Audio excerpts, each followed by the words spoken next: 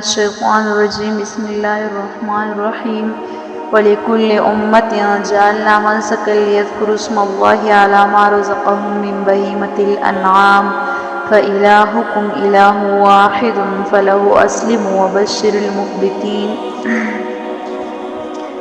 اوس د دې نه مخکې به نورو آیتونو کې د قربانۍ ذکر وکړی شو چې الله تعالی تاسو د قربانۍ په ورځ کې د قربانۍ حکم کړی دی.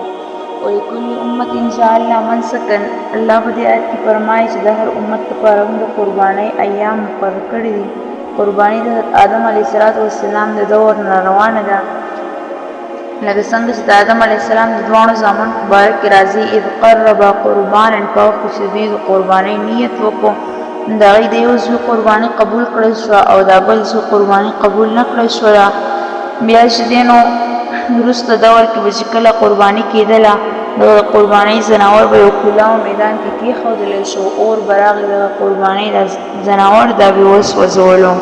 چې کله به یې وسوځولو نو دا به د قبولیت نشاني وه، چې کله به یې ونه سوځولو نو دا به د نه قبولیت نشاني وه. لیذکروا اسم الله علی ما رزقهم من بهیمة الانعام، الله فرمایي چې دوی د الله تعالی په دې بې زبانه ځناورو په دې چارپایانو په ذبح کولو په وخت کې د الله نوم واخلي.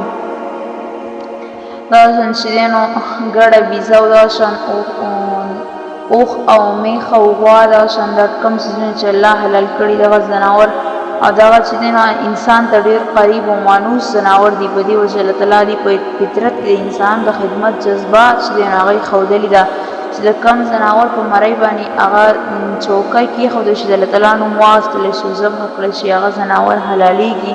او که د دې خلاف وکړی شي نو هغه ځناور نه حلالېږي. یو کس چې دی نو یو ځناور په قطار کې ودرېد او د ګولۍ په غوزار سره هغه چې دی نو په ماشین په ذریعه باندې هغه مړه کوي او ذبح کوي، نو دا طریقه صحیح نه ده، ځکه چې به کوم چوکۍ پر اخکل باندې د الله تعالی نوم واخیستلی شي، په صحیح طریقه باندې ذبح کړی شي، دغه بیا حلالېږي. فإلهکم اله واحد، الله فرمایي ستاسو معبود یو دی. فله اسلموا، د الله تعالی مخې ته تاسو څه کوئ ټیټېږئ، د الله فرمانبرداري کوئ، د الله تعالی حکم منئ، د الله سره شریک مه جوړوئ. وبشر المخبتین.